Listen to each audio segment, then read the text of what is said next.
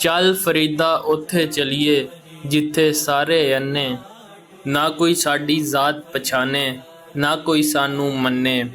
ਉੱਠ ਫਰੀਦਾ ਸੁੱਤਿਆ ਝਾੜੂ ਦੇ ਮਸੀਤ, ਤੂੰ ਸੁੱਤਾ ਰੱਬ ਜਾਗਦਾ ਤੇਰੀ ਡਾਢੇ ਨਾਲ ਮੁਰੀਦ।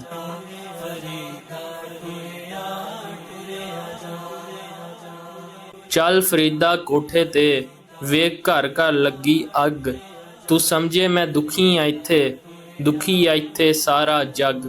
ਕਾਲੇ ਮੇਢੇ ਕੱਪੜੇ ਤੇ ਕਾਲਾ ਮੇਢਾ ਭੇਸ, ਗੁਨਾਹੀ ਭਰਿਆ ਮੈਂ ਬਿਰਾ ਤੇ ਲੋਕੀ ਕਹਿਣ ਦਰਵੇਸ਼।